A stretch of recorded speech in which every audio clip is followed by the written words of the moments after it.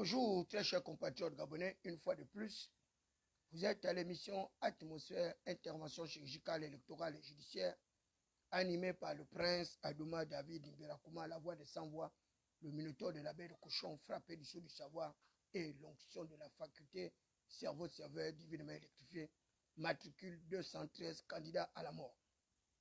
Je voudrais une fois de plus revenir sur la dense actualité de notre pays.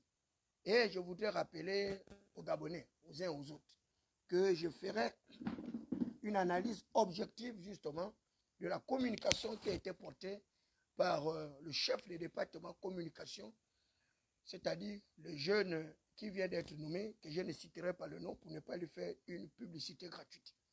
Ce compatriote connu justement pour l'expertise qui est la sienne, d'ailleurs pour avoir fait de très brillantes études à l'étranger. Mais comme nous sommes en politique, et qu'il est venu dérouler tout un programme. Le chef d'État est venu analyser toute l'actualité politique, économique et sociale de notre pays. Je me ferai le devoir également de passer au crible, justement, par une intervention chirurgicale, tous les propos que ce jeune compatriote avait tenu lors, justement, de sa conférence de presse avec les médias. Mais je commencerai cette intervention sur le cas du jour avec une préface d'Ali Bongo Ondimba. Et je voudrais vous lire le contenu de cette préface. Par son Excellence Ali Bongo Ondimba, président de la République, chef de l'État. La paix est l'une des valeurs fondamentales, les plus chères aux yeux des pères fondateurs de notre nation. À cet égard, l'initiative prise par l'Assemblée nationale afin de la réhabiliter à sa juste valeur est plus que salutaire. Le livre blanc pour la paix que j'ai l'honneur de préfacer m'offre l'occasion de rappeler que maintenir la paix, maintenir le Gabon en paix et en sécurité était la première priorité de mes 16 engagements pour le Gabon. Le projet de société que j'ai proposé aux Gabonais et aux Gabonaises au moment où je sollicitais leur suffrage pour un second mandat, c'était en 2016, à l'époque, au moment de lancer ma campagne. J'avais déclaré ceci. Je suis fier de ce que nous sommes et fier de ce que nous représentons comme peuple attaché à ses valeurs et traditions, épris de paix, conscient de ses atouts et déterminé à jouer sa partition d'une voie singulière dans le monde. Il n'y a pas de pays comme le Gabon, en Afrique comme le reste du monde. Nous sommes un grand pays de paix. Nous n'aimons pas les querelles, nous aimons la tranquillité et nous valorisons la cohésion de notre peuple au-dessus de toute autre valeur. Écoutez bien cette phrase. Nous valorisons la cohésion de notre peuple au-dessus de toute autre valeur. Nous sommes une terre d'accueil et d'intégration, de brassage et de métissage. Nous sommes le Gabon de Léomba et Omar Bongo Ondimba. Je veux tout d'abord consolider la paix et l'esprit civique chez nous, car c'est la condition indispensable à notre bien-être. Je veux tout d'abord consolider la paix et l'esprit civique chez nous, car c'est la condition indispensable à notre bien-être. J'estime que nous devons consolider notre pacte social avec de nouvelles valeurs, celles du travail, de la compétence, de la valorisation du mérite et de la justice sociale. Ces valeurs viendront enrichir celles dont nous avons hérité et qui ont façonné notre société de paix, de solidarité, d'hospitalité, de compréhension mutuelle, de tolérance et de respect. Notre société doit être une société de défis qui se refuse à toute fatalité et à toute facilité. Une société qui cherche à se réinventer pour assurer et assumer son propre progrès. Je souhaite que le sentiment d'appartenance nationale se développe dans cet esprit. 5 années plus tard, je n'aurais pas retiré le moindre mot à mon propos, car l'idéal qui m'animait alors ne m'a jamais quitté. Bien au contraire, avec les années, cet idéal n'a fait que se renforcer, de sorte qu'aujourd'hui, ma volonté de consolider la paix et l'esprit civique dans notre pays est décuplée. En 2016, le palais Léomba, la maison du peuple, siège de notre Assemblée nationale, a été dévoré par les flammes. Ce n'est pas à un bâtiment que ceux, une infime minorité, il faut le rappeler, qui ont commis un tel acte, un tel sacrilège, ont voulu s'en prendre. C'est un symbole, le symbole de notre démocratie, de notre souveraineté, de notre indépendance et de notre liberté. Or, les symboles, tout comme les idées, et a fortiori les idéaux, ne meurent jamais. La preuve telle un phénix, le palais Léomba, siège de l'Assemblée nationale gabonaise, qui n'est pas un quelconque bâtiment, mais le symbole d'un idéal, renaît aujourd'hui de ses cendres. Il accueillera à nouveau, comme il n'aurait jamais dû cesser de le faire, les représentants de notre nation démocratiquement élus, à ces femmes et ces hommes que le peuple a désignés pour les représenter et qui incarnent chacune et chacun la souveraineté nationale. J'appelle à faire tout ce qui est en leur pouvoir pour contribuer à la préservation de la concorde nationale. Ils disposent pour cela d'un puissant instrument, le vote de la loi qui libère, la loi qui protège. En Afrique, un continent parfois tourmenté, le Gabon se singularise, entre autres, par sa stabilité. Cette stabilité tient beaucoup à notre capacité, nous dirigeants, à garantir la concorde, tant sur le plan national que social. C'est la définition même du vivre ensemble, un précieux legs qui nous a été transmis par nos prédécesseurs et sur lequel nous avons le devoir de veiller, afin, le moment venu, de le transmettre à notre tour aux générations futures. Ensemble, veillons à la consolidation de la paix et de l'esprit civique de nos concitoyens. Concrètement et efficacement, c'est notre responsabilité, c'est notre devoir. Que Dieu bénisse le Gabon. Ça, ce sont les propos qui ont été tenus par le chef de l'État, Ali Bongo Ondimba, lors justement de la réhabilitation de notre Assemblée nationale. Il y a un livre d'or dénommé le livre de la paix et plusieurs acteurs ont intervenu à cet effet et à travers plusieurs dédicaces. Je voudrais vous lire également l'avant-propos de celui-là qui était le président de l'Assemblée nationale, c'est-à-dire Faustin Boukoubi, ancien secrétaire général du Parti démocratique gabonais. Au moment de me lancer dans l'élaboration du discours, prévu à l'occasion de la réouverture du palais Léomba, une interrogation m'a taraudé l'esprit. Conscient de la force de mots sur le mot de la violence, quels termes utiliser afin de persuader mes concitoyens à se réapproprier le fondamental de notre nation, en l'occurrence, demeurer unis dans la concorde et la fraternité, et préserver désormais notre patrimoine commun, certes par nature et par éducation. Je voulais très humblement, comme d'habitude, les conscientiser sur les causes et les conséquences néfastes d'un acte incivique, voire antipatriotique. Non seulement sur le fonctionnement des institutions, appelées à gérer les intérêts de la communauté, mais surtout sur les ressources des contribuables. En effet, bien qu'étant le fruit de la coopération avec un pays ami du Gabon, en l'occurrence la République populaire de Chine, il n'en demeure pas moins que les ressources consacrées à la reconstruction de cet édifice auraient pu servir à la réalisation d'une nouvelle œuvre sociale. À la réflexion, il s'avère que le bon combat à mener consiste à consolider, préserver et promouvoir la paix, gage de la concorde, de la fraternité et du vivre ensemble, et de symbiose en vue de réaliser la prospérité, la félicité voulue par nos pères fondateurs, si nos volontés se manifestent et transcendent nos contradictions politiques pour se résoudre à cette fin, rien qu'à cette fin. Néanmoins, conscient que la défense d'une si grande cause commune ne saurait être valablement menée par ma seule modeste voix, bien que président de l'Assemblée nationale, j'ai tenu à maximiser les chances d'atteindre l'objectif que je me suis fixé, celui de toucher la quasi-totalité de nos concitoyens, directement ou indirectement. À cet effet, plutôt que de concevoir une tribune individuelle, sachant que nul ne saurait faire l'unanimité à lui tout seul, j'ai cru opportun de susciter des messages constructifs de certains icônes pour leur degré de responsabilité dans la vie publique, ainsi que celle dont le rôle et l'image dans la société et auprès de nos partenaires sont loin d'être négligeables. La compilation de ces messages, reflétant la sensibilité de leurs auteurs, des jeunes, des femmes, des hommes, qui ont laissé libre cours à leur ressenti, constitue le livre blanc pour la paix, en guise de notre modeste contribution à la promotion de cette noble cause. La paix préservant la paix. À l'examen des messages de compatriotes qui se sont volontairement livrés à cet exercice. Voilà un thème autour duquel, au-delà de nos différences, sensibilités et convictions politiques, philosophiques ou religieuses, se développe une vision commune dans ce raccourci saisissant. Il ne peut y avoir de développement, de progrès social sans la paix. Elle en est la matrice. La paix est une condition nécessaire au bien-être et à la prospérité, bien qu'elle ne suffise pas à elle seule pour y parvenir. Dans tous les sens du terme, il y a en filigrane l'idée de quiétude, de concorde et de sérénité. Ce sont là des facteurs de cohésion sociale propices à l'épanouissement personnel et au vivre ensemble. Ce thème a donné l'occasion aussi bien à d'éminentes personnalités politiques et universitaires qu'à des leaders religieux et des jeunes, des femmes de notre pays de croiser leurs plumes et de partager leurs réflexions sur la notion de la paix. L'enthousiasme que notre appel à contribution a suscité spontanément de la part de toutes ces personnalités montre l'intérêt et l'importance de cette question. La diversité et la richesse des messages reçus à ce sujet constituent à mes yeux une véritable mine d'idées et conceptions qui peuvent contribuer à améliorer nos comportements.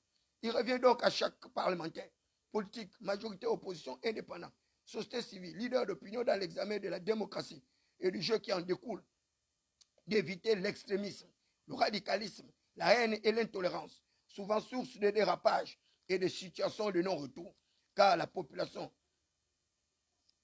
et sinon doit être à l'image de ses représentants et de ses éléments avancés. Le leader a un devoir d'exemplarité vis-à-vis de ceux qui lui accordent leur confiance ou le suivent seulement, le considérant comme leur modèle.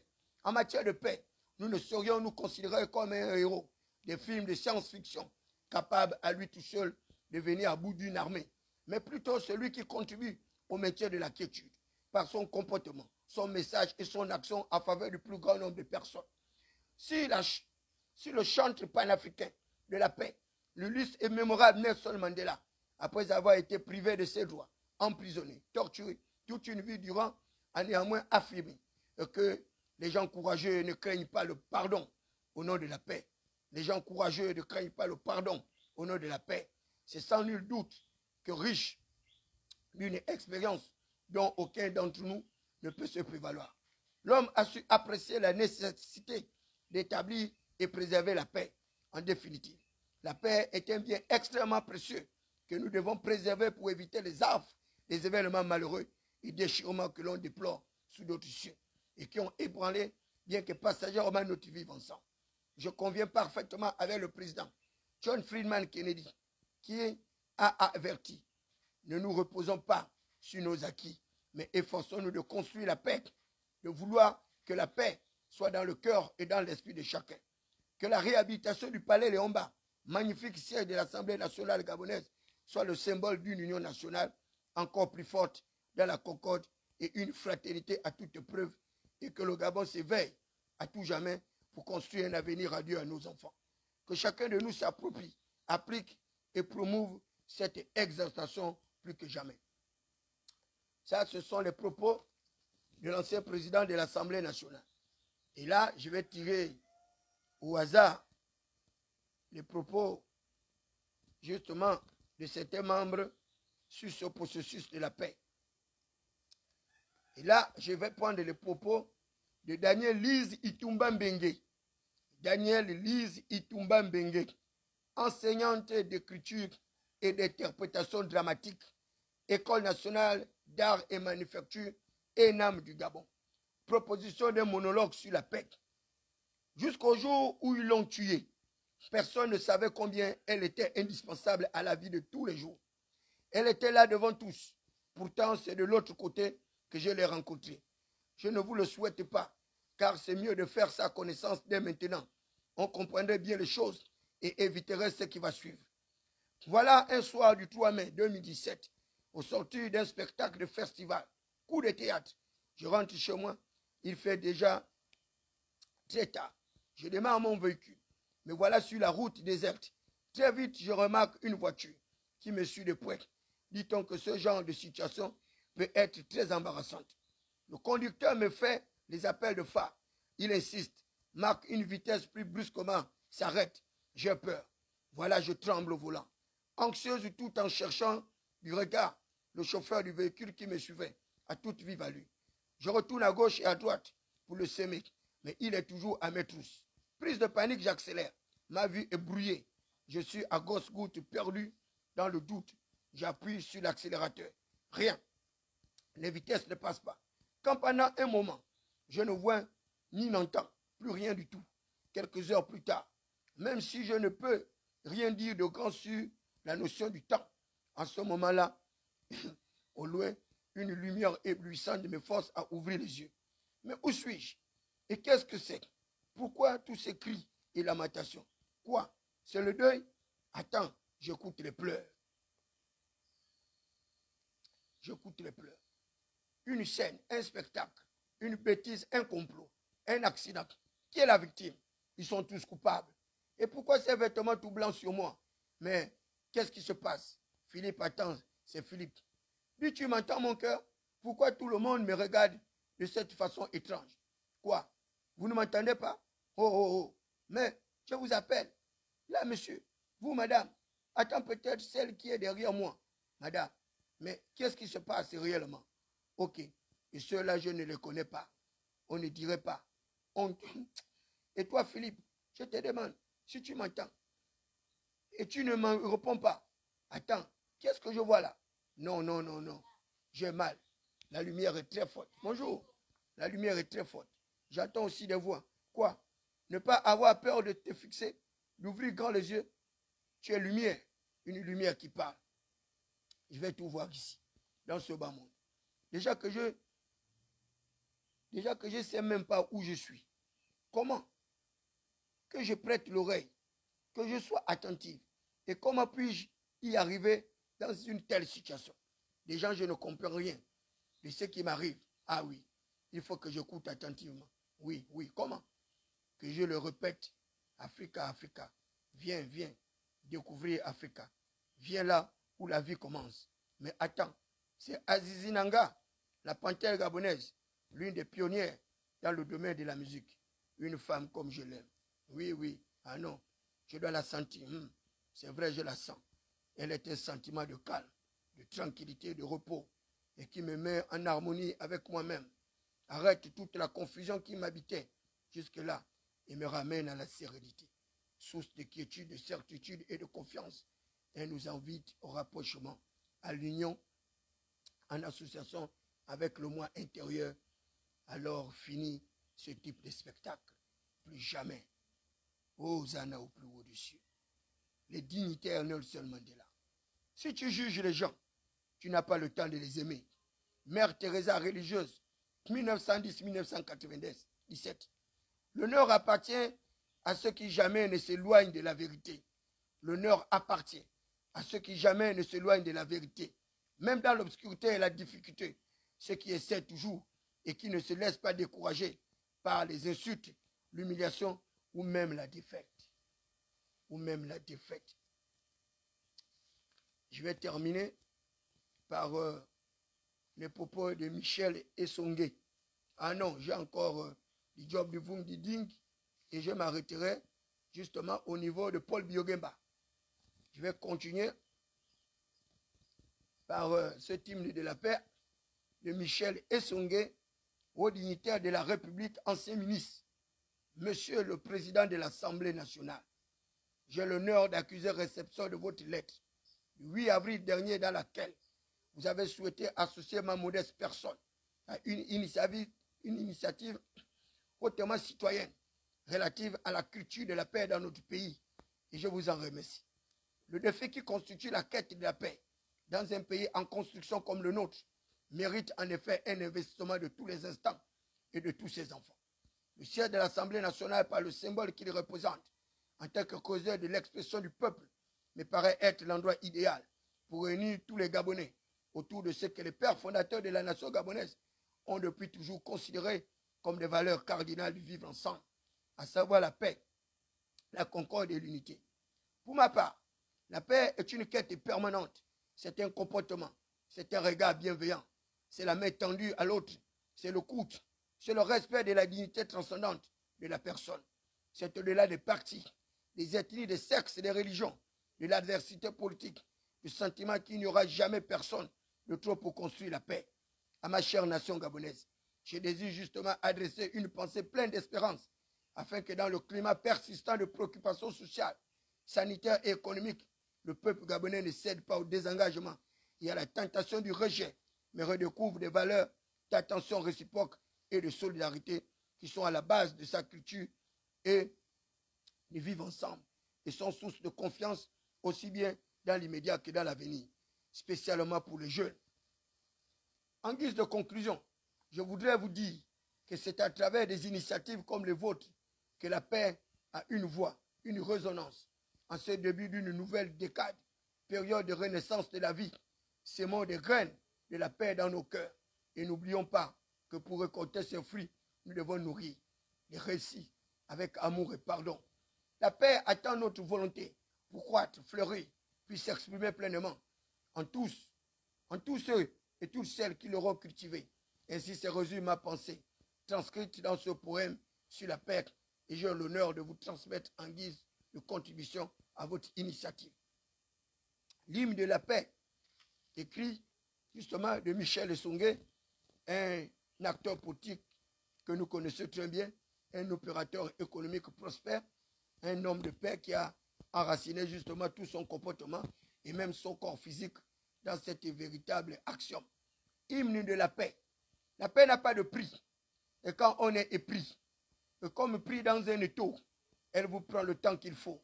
Bien plus qu'une philosophie, la paix c'est d'abord la vie de l'être humain. Elle est le sens sur elle s'assoit toute existence. Pour avoir vaincu la paix, des pays se sont défaits. Pour ne l'avoir su privilégier, des civilisations ont fini par reculer. Les peuples jadis prospères et puissants, dans la détresse, ont sombré rapidement. Les générations promises à la prospérité se sont émuées dans le cycle de la fatalité d'une Afrique à la recherche d'elle-même. La paix a sûrement le bien suprême dans un continent en lutte contre la misère. Faisons la paix et non la guerre. Œuvrons pour la paix, c'est construire. Lui faire la guerre, c'est détruire. Qui veut la paix, la prépare. Qui passionnément cherche la paix, la trouve. À ceux qui, de par le vaste univers, contre vents et marées, et malgré les revers, mènent généreux le combat pour son maintien, apportant sans état d'âme notre soutien. Car la paix n'a pas de prix. Et quand on est épris, comme pris dans un étau, elle vous prend le temps qu'il faut. Ce sont les propos, justement, de notre père, justement, Michel Essongué, un acteur politique des plus florissants. Et là, je voudrais prendre le propos, non pas de mon père, lui là, je vais terminer par lui, mon père du job de Vungiding, parce que lui, c'est le véritable symbole d'affirmation de la paix.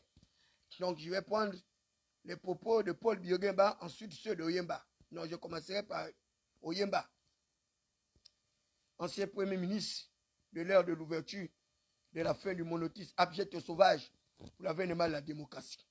Casimir Oyemba, ancien premier ministre. Je vous sais tous attachés à la paix depuis son indépendance. Notre pays, le Gabon, vit en paix, en partie grâce à la sagesse de ses dirigeants et de ses populations. Nous n'avons jamais été en guerre contre un pays étranger, ni encore moins entre nous. C'est très précieux. Faisons tout pour que cela continue. Cependant, la paix n'est pas seulement l'absence de guerre. Nous le savons. Elle découle aussi. C'est indéniable. C'est une certaine manière de faire vivre ensemble les Gabonais. Comme vous tout simplement, parce que je suis Gabonais. Je me sens engagé à inventer, à construire quotidiennement et patiemment ce art gabonais de vivre ensemble. Ne croyons pas que cela se fera tout seul. Les obstacles ont surgi et surgiront sur notre chemin. Nous devons le surmonter. La paix que nous voulons tous ne peut pas non plus être la paix des cimetières où règne un silence définitif, où il ne se passe plus rien. Nous voulons, vous voulez une paix authentique, engendrée par des vibrations de la vie active, harmonieuse et maîtrisée des hommes. Ne croyez pas non plus que c'est l'affaire des dirigeants seuls. Même leur responsabilité est plus qu'évidente. J'invite chaque Gabonais et chaque Gabonaise à jouer son rôle, à faire ce qu'il peut et ce qu'il faut pour que le Gabon demeure en paix, pour permettre sa construction. Sachez enfin que cette œuvre-là ne s'achèvera jamais, mais qu'elle est toujours à entretenir et à parfaire. Bon courage et bonne chance à nous tous. Dieu nous aidera. Ce sont les propos du défunt Casimir Oyemba. Paul Biogimba, député commune de Toum, 3e arrondissement, siège unique, ancien premier ministre. Lui, c'est mon représentant, c'est le député de mon siège. 3e arrondissement à la commune de Toum. La paix est une discipline exigeante. Elle implique respect, considération d'autrui, des lois et règlements des institutions. Elle commande la justice, égalité, équité et partage. Elle requiert la liberté, l'épanouissement, la formation, le travail, la participation, la croissance et le développement. L'on peut dire qu'elle se situe non pas en amont, mais en aval, dont la construction exige en permanence l'effort, et contribution de chacun pour une vie heureuse pour tous. En définitive, la paix est en réalité une résultante. Ça, on sent un véritable homme qui comprend ce que c'est que la discipline sur le processus de paix.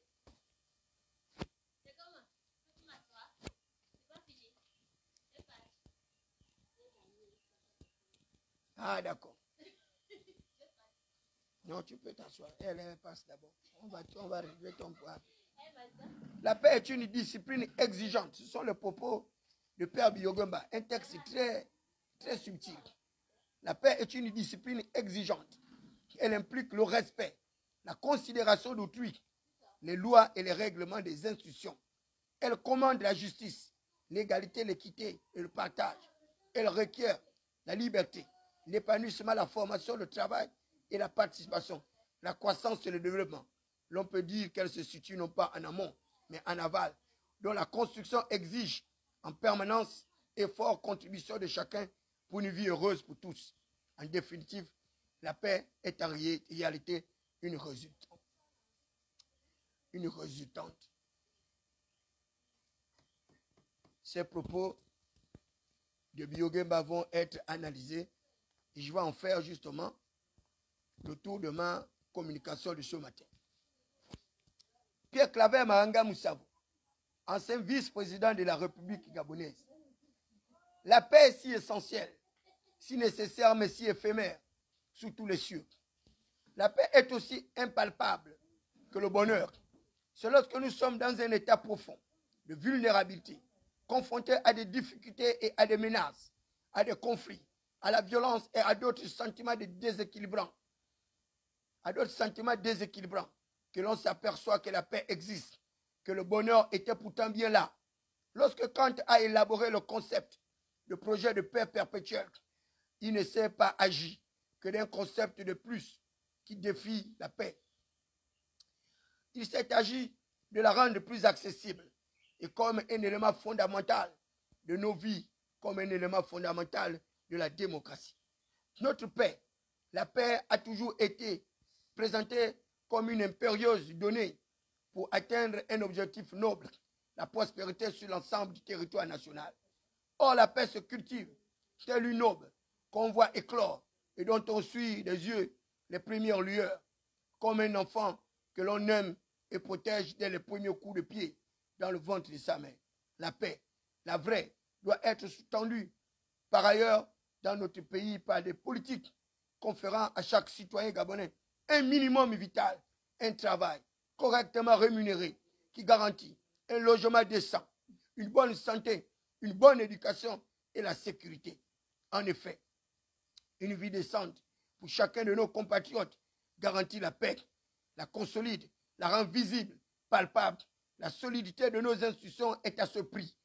Des politiques hasardeuses, hypothéquant l'avenir des générations futures, ne favorisent pas la paix.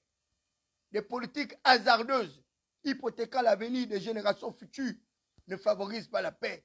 Assurément, la paix doit être de la démocratie et d'éviter toutes les dérives, obstacles majeurs de la paix. C'est signé Pierre Claver Mahanga Moussavo. Alors là, ça c'est un texte quand même assez poignant. La paix dans notre pays, longtemps perçue comme la recherche effrénée d'un trésor utopique, doit devenir l'île au trésor, une terre de tolérance de l'autre, une terre d'effort, une terre de travail acharné pour être une terre de prospérité et de partage. Mes très sincères et chaleureuses félicitations, M. Pierre Claver Mahanga Moussavo, pour la quintessence de vos propos et ces phrases qui retentissent dans notre âme, qui ont un lien, un parallèle avec la situation qui est vécue par les déguerpis que nous sommes du côté, justement, du côté de Plénoroti. Tiens, va boire ton jus à la maison. Voilà. Les enfants ne restent pas dans les bars. Bonjour, Abo. Non, ça va très bien. Voilà, lui là, c'est le dernier que je voulais vous réserver ce matin. Ce sont les propos de mon père. On l'appelle le débonnaire. c'est du job du Vung Diding. Il a fait 9 ans vice-président de la République. Un homme doté d'une sagesse mystérieuse. Ils sont deux personnalités politiques au Gabon, dont j'ai de l'estime, sinon de la considération. Ce sont des personnalités pour lesquelles je peux mourir les yeux fermés, par leur défense, si jamais ces gens-là m'appelaient à mourir pour eux. Job de Vung Diding, avec Pierre Lumumba Lepanou. Ce sont des hommes d'une extrême recherche de la paix que vous n'imaginez pas. Job de Vung Diding et Lumumba Lepanou. Ce sont deux Gabonais qui ont un haut sentiment de la paix. Et ils vivent un équilibre que d'aucuns n'ont pas. Ce sont des personnalités politiques qui ont atteint la cesse, qui ont atteint l'ataraxie, comme le disait Socrate, le plus grand philosophe des philosophes. L'ataraxie, c'est l'équilibre de l'âme que nul ne peut troubler. Ce qu'on appelle l'extase, le sommet de sommet, l'Himalaya, le sugnome. Et cet équilibre-là ne peut pas vous permettre d'être déstabilisé par qui que ce soit. Et même les vicissitudes de la vie ne peuvent pas vous perturber. Ce sont des hommes imperturbables. Il n'y a pas 4 ou 5 comme ça au Gabon. Ils sont 2. Du Job de Vung Diding et le Lumumba Lepanou. Et je vais vous lire les propos du Job de Vung Diding à propos de la paix. À l'occasion de la réouverture du siège de l'Assemblée nationale, qui intervient après de longs travaux de réhabilitation consécutifs aux événements survenus en août 2016, j'ai le privilège d'ajouter ma voix à celle de tous ceux qui, comme moi, ont été sollicités pour donner à l'événement une dimension symbolique voulue sous le signe de l'unité, de la fraternité, de la concorde et de la paix. Comme le reflétait déjà le mécontentement à l'origine des dégradations causées à cet édifice emblématique qu'est la maison du peuple, une telle invitation marque en elle-même un effritement de ses valeurs et la reconnaissance tacite d'une crise profonde. Face à cette crise, je ne saurais en effet me désolidariser du vœu ardent partagé par tous mes compatriotes d'une réappropriation impérative de ces valeurs par notre peuple. En vérité, les valeurs d'une société ne se décrètent pas, elles ne s'achèvent, elles ne s'achètent pas, elles ne peuvent être imposées, elles s'implémentent, s'incarnent et se vivent par adhésion collective dans l'articulation de nos pratiques et le strict respect de nos institutions. Agir autrement ne serait que persister dans nos insuffisances passées et éprouver au mépris de ceux trop nombreux auxquels celles-ci ont été à chaque conflagration causées de multiples peines et de souffrances diverses. Alors quel meilleur symbole de la réhabilitation de la maison du peuple, bonjour maman, pour véritablement engager l'implémentation des réels changements réclamés et attendus, en remettant la volonté de ce peuple au cœur de la marche du pays, en remettant la volonté de ce peuple au cœur de la marche du pays, pour que renaisse l'unité, la fraternité, la concorde et la paix, et que plus jamais ça fasse sens. Voilà. Donc là, j'ai utilisé ces 10 minutes de la paix, mais il y a 2 exigences qui m'ont touché, 2 acteurs politiques non de moindre, c'est Paul Biyogemba, ancien Premier ministre, acteur politique étatique, homme d'État, homme de paix, un homme suffisamment doté d'une sagesse mystérieuse de la tortue. Et tout le monde le sait, que la tortue, c'est l'un des organismes vivants qui vit le plus longtemps. Elle arrive à 150 ans, voire 200 ans. Le tortue lutte, le tortue de mer. Et là, il dit ceci, la paix est une discipline exigeante. Elle implique le respect, la considération d'autrui, des lois et règlements des institutions. Elle commande justice, égalité, équité, partage. Elle requiert la liberté, l'épanouissement, la formation, le travail, la participation, la croissance et le développement. L'on peut dire qu'elle se situe non pas en amont, mais en aval, dont la construction exige en permanence effort et contribution de chacun pour une vie heureuse pour tous.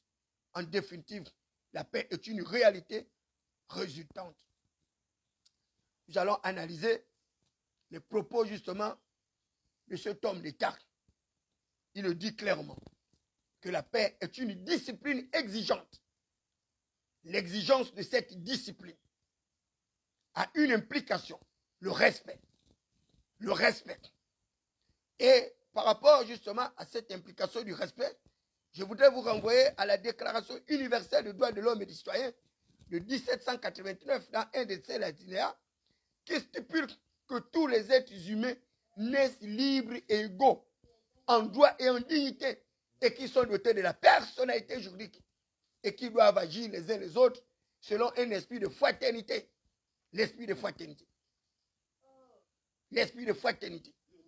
Il n'y a aucun respect lorsque certains citoyens sont considérés comme des citoyens de seconde zone.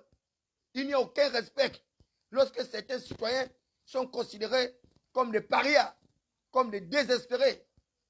Il n'y a aucun respect lorsque certains citoyens ont été déclarés des personnes non grata, comme David Mbakoma, des personnes pestiférées, des personnes sans possibilité d'inclusion dans la 5e République. Il n'y a pas de respect de ces personnes. Parce que le respect est une exigence, comme le dit Paul Yogemba, une exigence, une discipline. S'il n'y a pas de discipline, lorsque les gens n'arrivent pas à respecter la loi, le fondement de notre vivre ensemble, la loi qui doit être la même pour tous, la loi qui ne doit pas être exécutée à géométrie variable, la loi qui est le fondement de notre humanité, le fondement de l'exigence d'une véritable république, les exigences justement d'un État institutionnalisé et non un État personnifié, un État personnalisé, un État individualisé où on veut amener le Gabon tout entier vers l'uniformisme, le conformisme, la standardisation de la pensée. Parce que quoi? On refuse la diversité.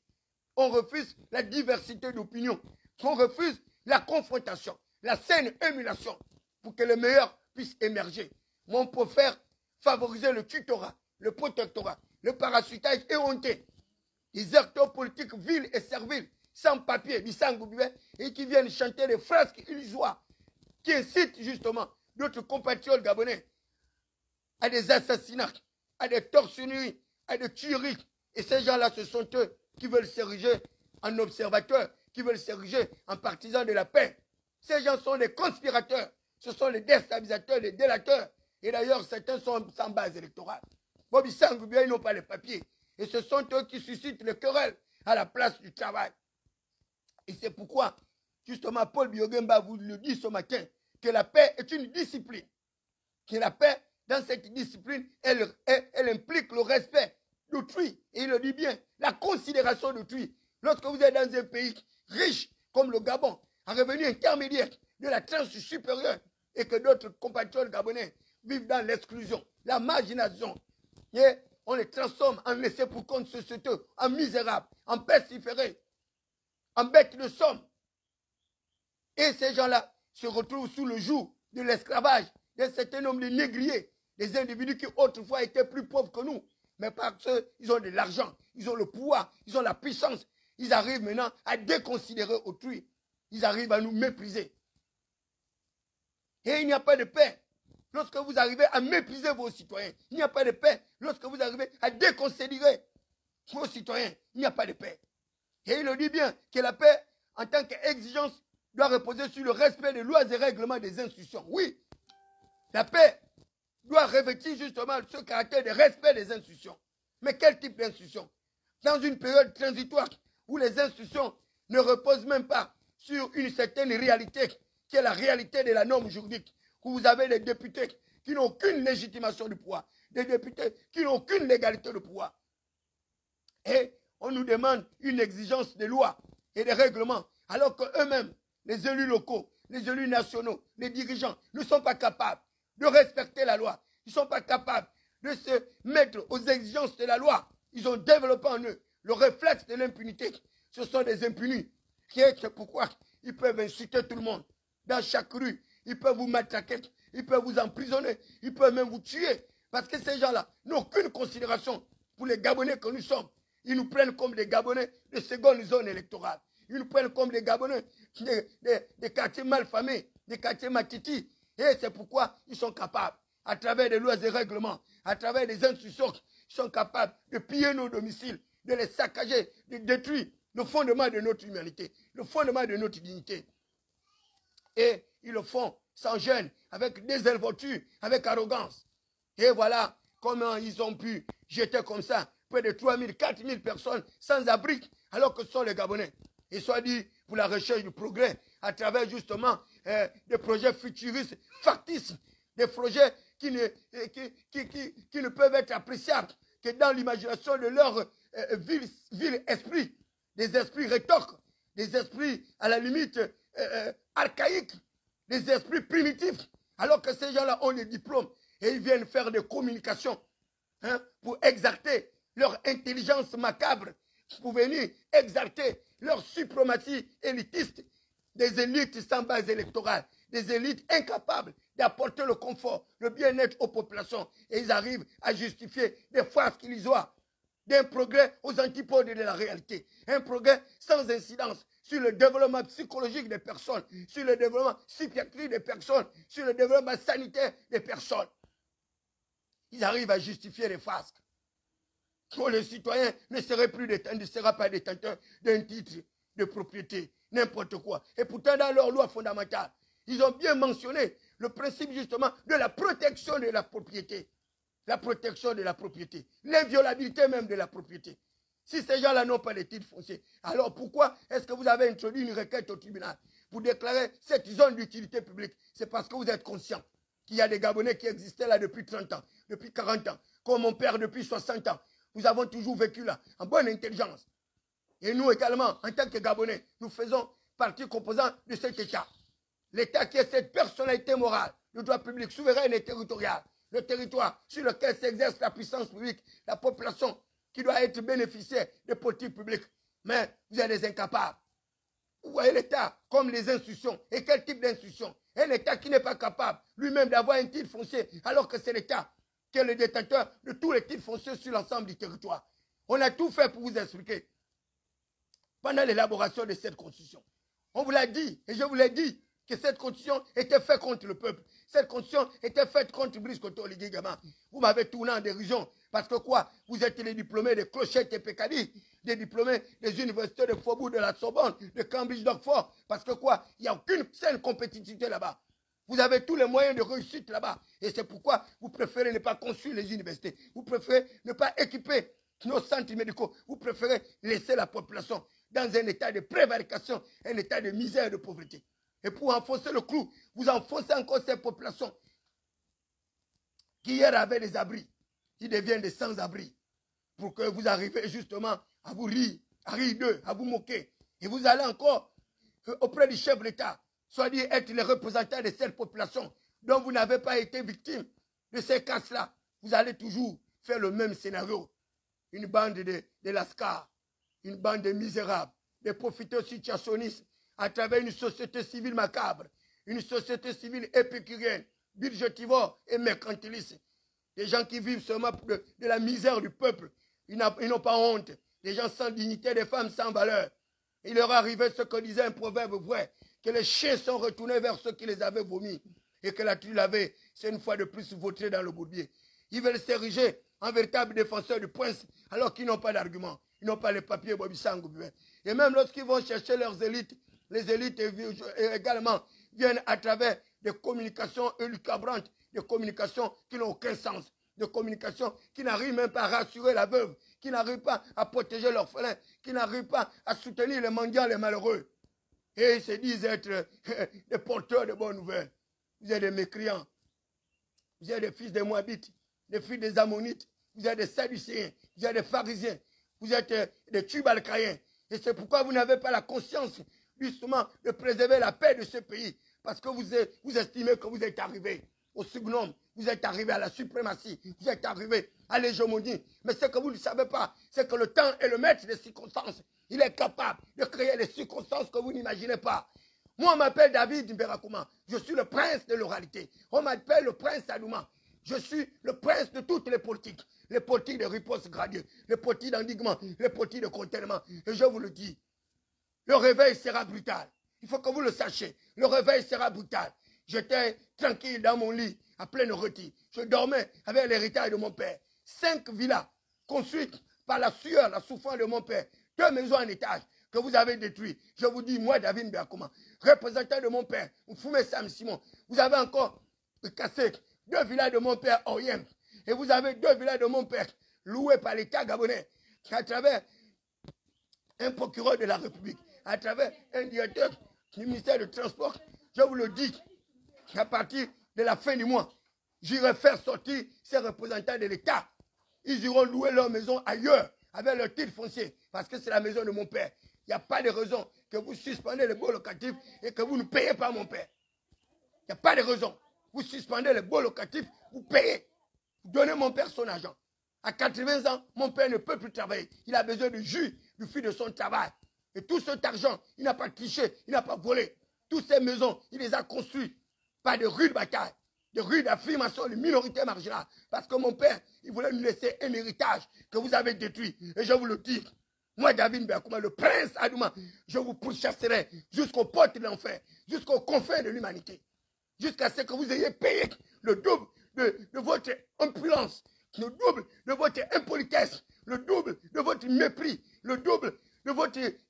Je ne sais même pas comment vous qualifier. Je ne sais pas comment vous qualifier. Des autorités sans niveau de réflexion. Des autorités qui ne sont même pas capables. Vous allez casser les maisons des gens alors que nos sœurs ont le certificat d'études primaires le lendemain. Et vous venez vous ériger maintenant en héros pour venir exploiter l'incrédulité, la misère de ces populations et vous faire passer pour des interlocuteurs auprès du prince de béton. Vous êtes des inaptes. Vous êtes des incapables. Vous ne pouvez pas arriver à mettre en place un véritable plan de relogement d'urgence. Vous n'êtes pas capable de mettre en place un véritable plan de secours d'urgence parce que vous ne réfléchissez pas. Il y a les hôtels qui nous ont été volés par le Béninois au Séni, là-bas, au Rapochombo. Vous êtes capable d'aller loger ces milliers de personnes parce que ces hôtels-là nous appartiennent. C'est l'argent public. Allez-y reloger ces gens là-bas. Mais vous ne pouvez pas. Parce que même ces hôtels, c'est tellement que vous ne les avez pas récupérés. Que ces hôtels continuent à être la propriété de Oseniosa, à être la propriété de Nourine Bongo. Nourine Bongo a construit des cités du côté d'Angodje. Pourquoi vous n'allez pas faire loger ces personnes? C'est tellement que ces cités appartiennent à d'autres personnes. Nous sommes dans un pays où l'état de droit n'existe pas. Le droit n'existe que pour les riches, pour les nantis que vous êtes, pour les bourgeois, les plutocrates pseudo-émergents. L'état de droit n'existe pas. Pour la misérable personne comme David Mbakoma, elle n'existe pas.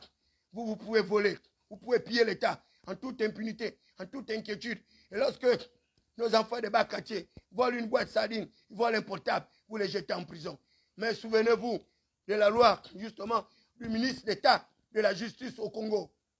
Lui qui est en train d'assassiner nos frères qui exerçaient des braquages pour nourrir leur famille. Lui-même, il se retrouve englué dans la main de la justice. Le président, le ministre d'État de la justice du Congo, ces jours sont comptés, bientôt il ira en prison. Vous pouvez faire le Ngunda, vous pouvez faire le Malek, mais je vous le dis, votre tour arrive. Certains premiers ministres, certains ministres se retrouveront un jour en prison. Certains se retrouveront en exil, mais vous n'aurez pas de patrie pour accueillir votre exil. Et vous resterez ici au Gabon. Vous ferez la prison au même titre que les autres. Ils ont été exfiltrés. Les conspirateurs de notre pays ont été exfiltrés. Ceux-là qui sont à l'origine de la prévarication, la misère, de la pauvreté de notre pays ont été exfiltrés.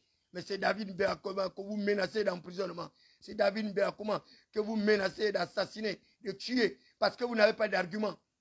Et vous avez tous les soi-disant intellectuels à vos côtés. Ils n'ont rien, ils n'ont pas les papiers. Ils n'ont pas les papiers, il n'y a pas les papiers. Ils n'ont rien. Ils n'ont rien. Les gens qui ont les papiers ne peuvent pas mener une telle opération au moment où les gens sont en examen. Et tu les vois maintenant en train de chercher les élèves des terminales pour les mettre dans des lycées ou quoi là. Parce que vous pensez que nous sommes des mendiants, que nos parents sont des mendiants, qu'ils vivent justement de votre monde. Lorsque nos frères et sœurs des classes de terminale ont été chassés justement dans la nuit, leurs maisons d'habitation cassées, leurs livres et ouvrages abandonnés dans les maisons par les forces de défense et de sécurité qui ne connaissent même pas leur rôle de sécuriser les biens et les personnes. Eux, ce qui les intéresse, c'est de sécuriser les institutions. Quel drôle justement de forces de défense et de sécurité. Parce que quoi? Ils ont le monopole de la violence légitime. Ils sont capables justement de matraquer des faibles personnes. Mais eux-mêmes, ils ne savent pas qu'ils sont des personnes vulnérables.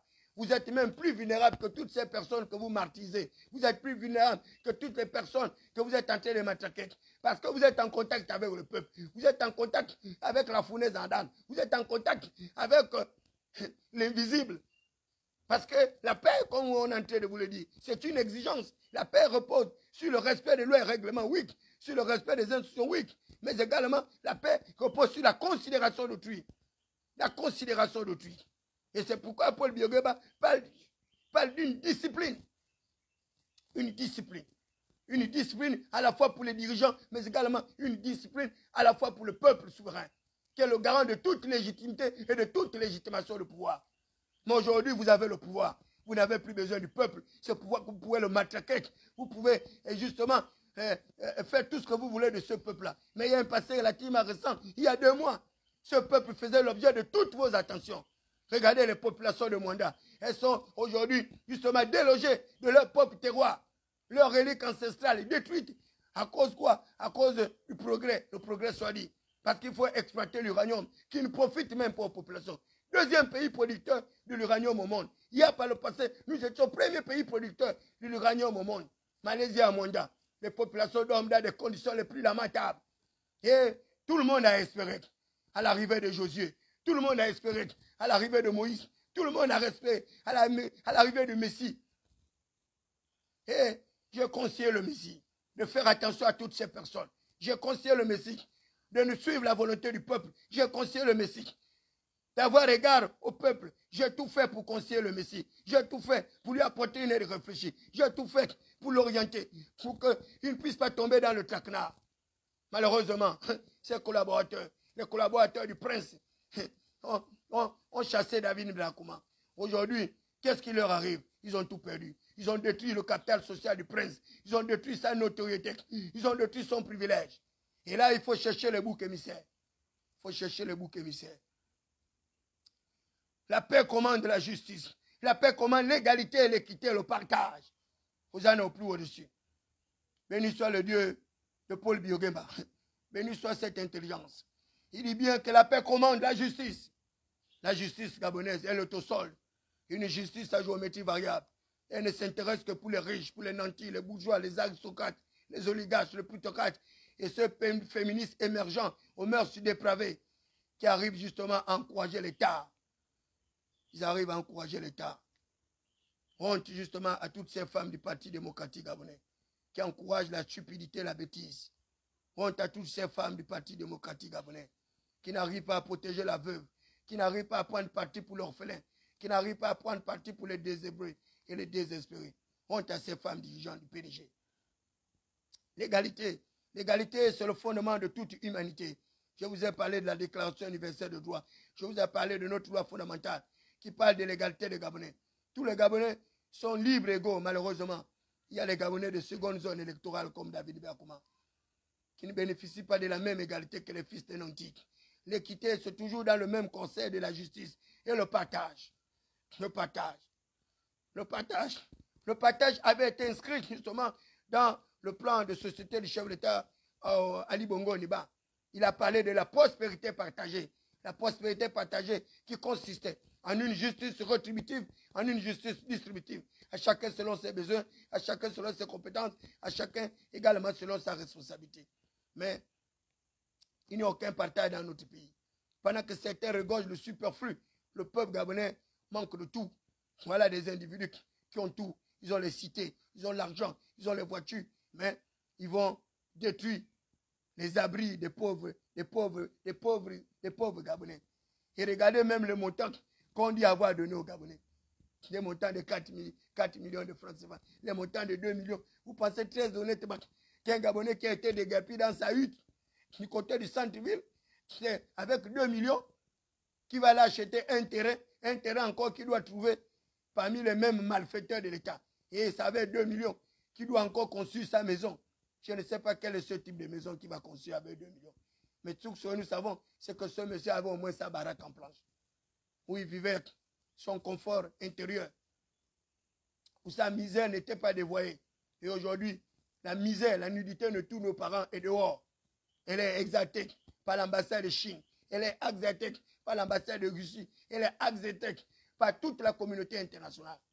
Toute la nudité du peuple gabonais est dehors. C'est un pays riche. Aujourd'hui, on voit bien à travers ces images que c'était un faux fleuron, et que les Gabonais sont véritablement pauvres. Et tout cela parce que vous avez voulu mettre en place de fausses politiques publiques, des politiques mercantilistes, sans tenir compte des mesures d'accompagnement. Et aujourd'hui, c'est le prince, le libérateur, que vous avez tourné en raillerie, en dérision. Parce que lui-même, il perçoit la réalité, que le peuple est vraiment misérable.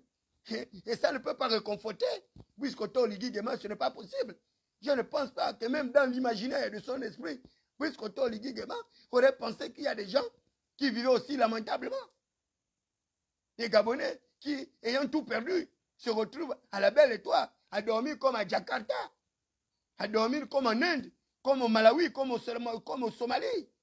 C'est tout de même incompréhensible, c'est incroyable. Et les gens se réjouissent. Les gens se réjouissent d'étaler justement la nudité de tout un État. Et qui plus est, un État riche, avec un produit intérieur brut qui dépasse celui de la Côte d'Ivoire, celui de la Guinée équatoriale, même celui du Maroc. Mais c'est incroyable. Et tu vois encore, ces mêmes pseudo-soutiens du chef de l'État, des gens sans papier, une société civile médiocre qui vient raconter des hérésies. Partout où vous serez sur le canal, vous serez cassé. Si vous n'avez pas de titre foncier. Toi, Aminata Zomba, tu peux avoir un titre foncier au Gabon? Pas quelle magie.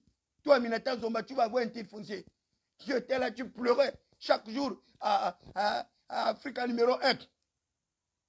Comme ne vous aurez pas payé, tu pleurais chaque matin. Aujourd'hui, tu es l'ami du prince. Aujourd'hui, tu es l'associé du prince, Aminata Zomba. Et tu viens parler aux gens, à nos familles, avec dédain, avec mépris, avec arrogance. Et tu te fais passer pour le représentant du chef de l'État, avec une telle maladresse. Et tu penses que c'est comme ça que vous allez gérer le pays là?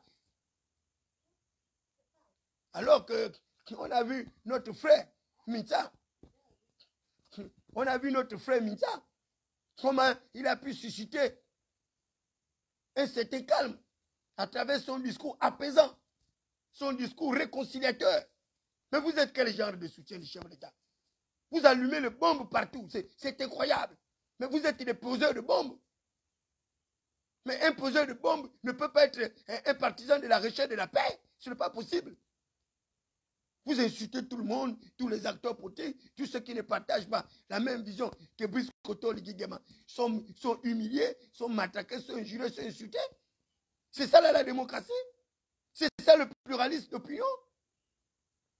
Mais vous êtes pire que les infidèles.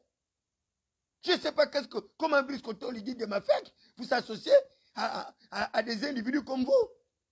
Vous n'êtes pas les partisans de la paix. Vous êtes des destructeurs, vous êtes des déstabilisateurs. Vous êtes des incitateurs à la violence, à la révolte et à la rébellion. Vous êtes sûr que vous êtes capable de protéger le prince, vous? Par quelle magie, par quelle extraordinarité? Vous êtes aussi pauvre que nous. C'est hier là que vous avez découvert quelques fortunes grâce à Brice Koto Ligui Guéma. C'est hier là que vous avez pu vous acquérir des véhicules et autres.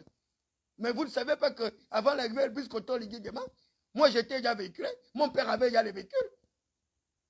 Ceux qui me savent, ils connaissent. Ceux qui habitaient dans ils savent. Ceux qui habitaient à Touabé, ils savent. Nous, on avait déjà des 4-5 véhicules dans notre barrière. On vivait déjà le minimum. On n'était pas aisés, mais dans nos quartiers, on a toujours vécu. On a toujours eu le minimum. Vous pensez que j'ai appris dans les lycées collèges des enfants riches par hasard? J'ai appris au lycée Léomba, j'ai appris à Immaculée, j'ai appris au lycée d'État, j'ai appris au milieu des enfants des riches. Et je les connais tous. Et ils connaissent ce qu'est David Bakouma. Vous venez là, vous n'avez pas les papiers, on ne vous demande aucune compassion, vous venez emmerder les gens. Les gens qui ont déjà tout perdu. Vous êtes les envoyés du chef de l'État et vous venez bras ballants au milieu des populations en détresse. Vous n'êtes même pas capable de leur acheter un sac de riz, un bidon d'huile, un litre d'eau. Vous êtes qui? C'est quel genre de politique? Puisqu'on rien que le taxi m'a donné 3 millions. Et vous venez comme ça, la population est tout perdue. C'est le chef de l'État qui vous envoie bras ballants. Même pas radis. Et vous venez avec des discours fallacieux des discours inflammateurs pour vouloir encore augmenter la tension intérieure de ces populations, augmenter leur taux d'adrénaline. Comme ça, vous allez les pousser à l'euthanasie pour qu'ils meurent de nouveau. Et vous allez vivre dans ce Gabon-là. Aminata Zomba, tu es une honte pour la patrie. Tu es une honte pour les femmes. Avec ton autre compatriote qui s'est fait passer pour un défenseur de droits humains. N'importe quoi. Vous êtes des gens sans valeur. Vous êtes inutiles à la société. Vous aurez laissé cette communication que Minta avait fait, qu'on aurait accepté. Vous ne pouvez pas venir déshonorer nos familles comme ça.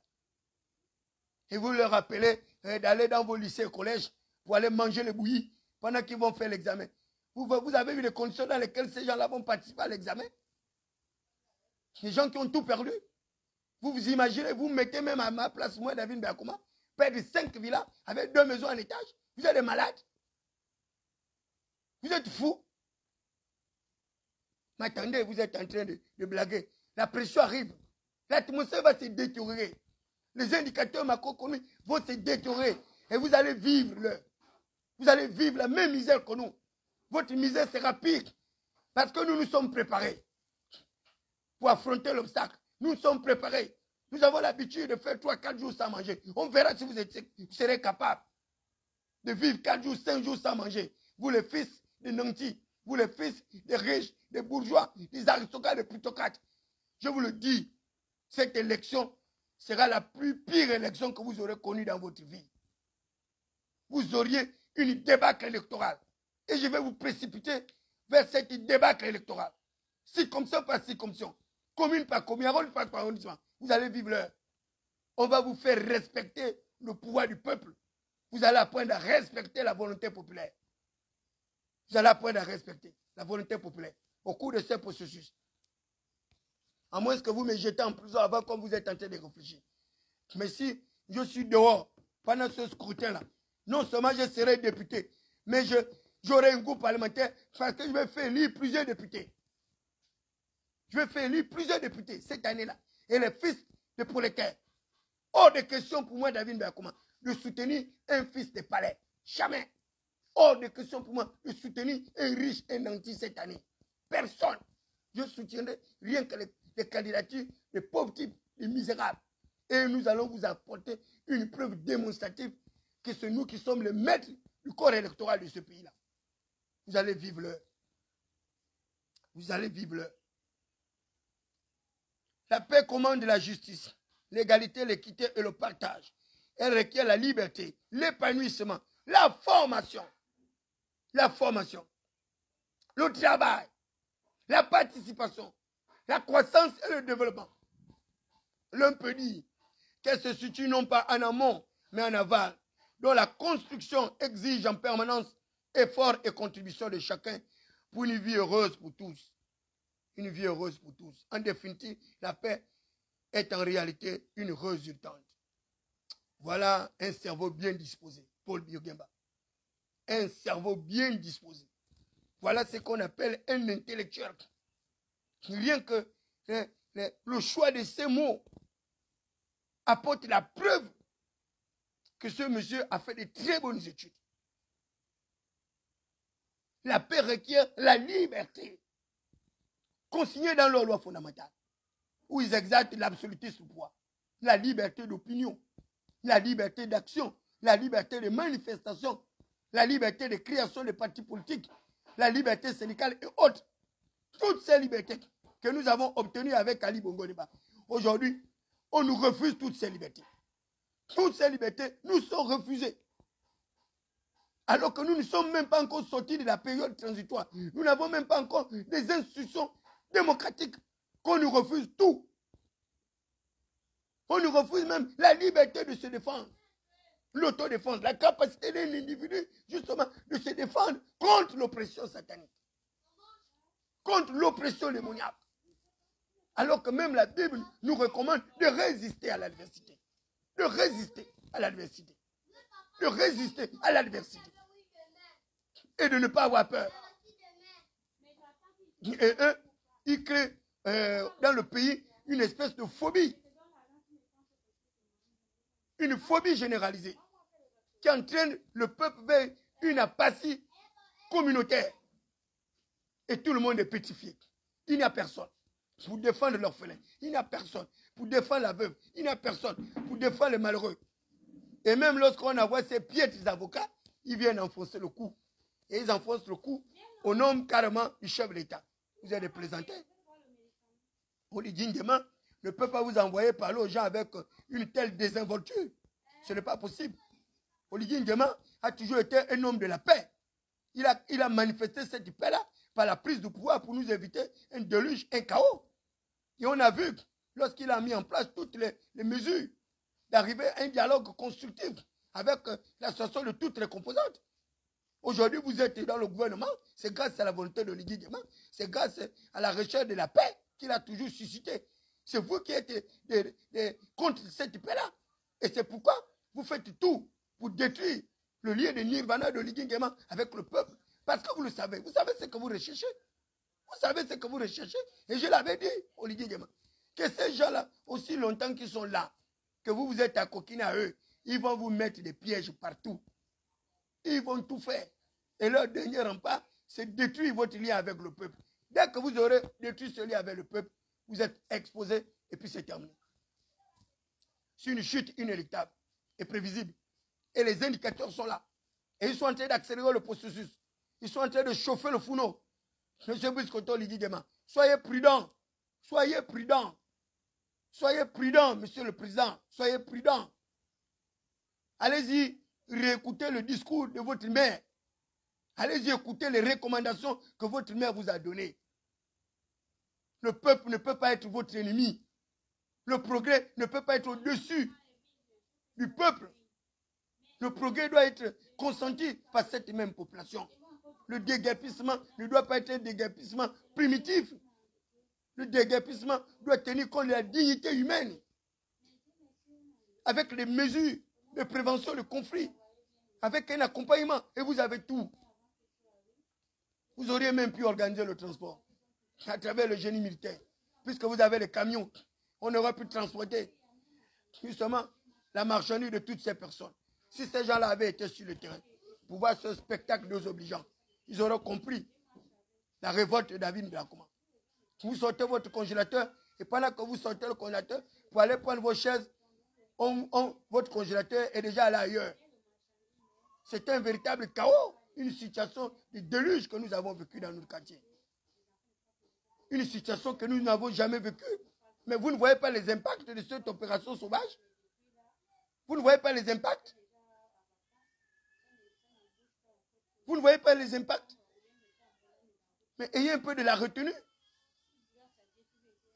Pourquoi vous êtes si méchant comme ça? Pourquoi est-ce que vous voulez détruire ce que Brice Côté Olivier Nguema a construit pendant plusieurs années? La paix, la recherche de la taraxie, l'équilibre de l'âme que nul ne peut troubler. Vous avez tout gaspillé. Tout gaspillé en 2 mois. Alors qu'il a 7 années d'exercice. 7 ans qu'il doit travailler avec ce peuple-là. Un peuple qu'il a déjà rejeté.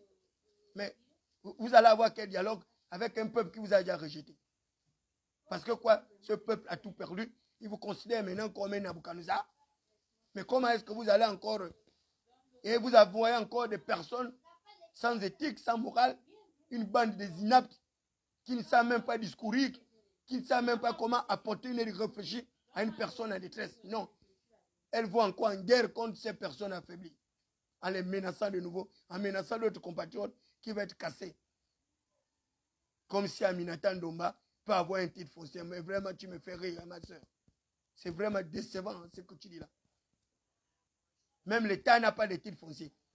L'État loue. L'État est locataire.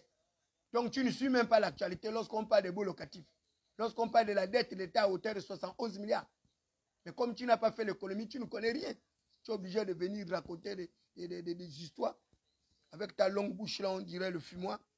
Vous voulez emmerder les gens. La paix requiert la liberté, l'épanouissement, la formation. Voilà. Voilà. Au lieu d'aller construire les universités, pour délocaliser l'université au Mabongo-Niba, la décongestionner, non. Eux, ils suscitent les querelles, ils suscitent des fausses politiques futuristes pour emmerder les gens, pour détruire le capital social de Brice Côté Olivier. Et c'est ce qu'ils appellent le soutien. Voilà. La paix requiert le travail. Vous avez détruit les emplois de toutes ces personnes. Elles avaient leur unité productive et vendaient leurs poissons brisés tranquilles. Vous n'avez pas conçu les marchés. Vous n'avez rien. Vous leur avez même pas donné de l'argent pour leur commerce que vous avez détruit. Et vous venez là en justicier. Des justiciers, je ne sais même pas comment vous qualifier. Voilà. La paix requiert la participation. La croissance et le développement. Et vous pensez que vous allez obtenir la croissance à travers des projets futuristes qui ne font que vous engloutir de l'argent sans retour d'investissement. C'est un projet improductif. C'est un projet improductif. Et c'est un projet qui mourra de sa belle mort, qui n'atteindra même pas une relative ascension. Parce que ce projet-là va vous demander des milliards de francs CFA, ne serait-ce que sur l'impact environnemental. Et la preuve est là. Parce que vous n'avez pas évalué l'impact de ce projet sur le plan sociologique, l'impact sur le plan géostratégique et politique, l'impact social. Aujourd'hui, vous êtes désemparés. Vous appelez maintenant les gens d'aller au lycée Léomba pour leur donner quoi? Oh, vous avez ouvert quoi? Vous avez ouvert quoi? L'internat pour prendre. Vous avez les problèmes. Même si vous avez ouvert l'internat. Est-ce que vous avez identifié d'abord ces personnes au préalable pour savoir qui est en terminale, les classes d'âge, etc. Vous êtes des amateurs. Vous êtes des amateurs. Même nous, quand on était à l'UJPDG, on arrivait à réfléchir mieux que vous. Parce que cette opération-là, j'aurais identifié toutes les personnes, même avec les classes d'âge, les personnes vulnérables et tous les âges, leurs catégories socio-professionnelles. J'aurais fourni au chef de l'État un document propre avec le numéro de téléphone de toutes ces personnes. Vous n'avez rien, vous n'avez pas les papiers. Et le ministre nous amène des vieux documents de 2007, 2003. On vous parle d'une réactualisation des données. On est en 2024, ils nous sortent les documents de 2003-2007. Même la loi a des délais de prescription. Une action judiciaire a des délais de prescription. La loi, à défaut d'être appliquée, elle tombe en désuétude. Mais vous, c'est votre loi qui ne tombe pas en désuétude. Et c'est cette loi-là qui est la vôtre parce que la loi ne sert que vos intérêts. Une bande de constitutionnalistes médiocres qui ne connaissent rien. Des juristes sans papier se font passer pour des lumières dans un pays où les gens exaltent la médiocrité et la pauvreté. Les amis, je vais terminer par Pierre Claver Maranga Msabou. Je pense que vous avez tout compris. Pierre Claver Maranga Msabou. La paix, si essentielle, si nécessaire, mais si éphémère sous tous les cieux. Donc la paix, elle est éphémère. La paix est perceptible. La paix est une quête permanente. Et c'est pourquoi c'est un instrument d'instabilité. La paix est un instrument d'instabilité. Et Omar Bongo Ndiba disait qu'il vaut mieux manger un couteau de pain sec, servi avec amour dans un climat de paix, de partage de hommes, que de manger la viande la plus savoureuse dans un climat d'hostilité. Ça, c'est Omar Bongo qui m'avait fait partager ces propos lorsque j'étais au chômage. La paix est aussi impalpable que le bonheur. Voilà. La paix est aussi impalpable que le bonheur. Donc, c'est un instrument qu'on ne peut pas contenir. C'est lorsque nous sommes dans un état profond de vulnérabilité, confrontés à des difficultés, à des menaces, à des conflits, à la violence et à d'autres sentiments déséquilibrants que l'on s'aperçoit que la paix existe et que le bonheur étant pourtant là. Notre bonheur s'est volatilisé. Et nous sommes devenus des êtres profondément vulnérables, M. Pierre Claver Maranga Msabou. Et nous sommes bel et bien confrontés à toutes les difficultés, à toutes les peines et à toutes les menaces et à toutes les violences et à d'autres sentiments déséquilibrants. Et c'est pourquoi ils ont réussi à dire que David Berkoma, el chico a perdido de la cabeza está un poco psicoloco. Voilà. Donc l'oppression rend le sage insensé. À cause de cette oppression, ils m'ont rendu malade. Ils m'ont rendu malade. Lorsque Kant a élaboré le concept de projet de paix perpétuelle, il ne s'est pas agi que d'un concept de plus qui déifie la paix. Il s'est agi de la rendre plus accessible et comme un élément fondamental de nos vies. comme un élément fondamental de la démocratie. Donc la paix est intimement liée à notre existence. La paix est intimement liée à nos valeurs démocratiques. Et ça, c'est Pierre-Claver Manganga Moussabou qui le dit. Dans notre pays, la paix a toujours été présentée.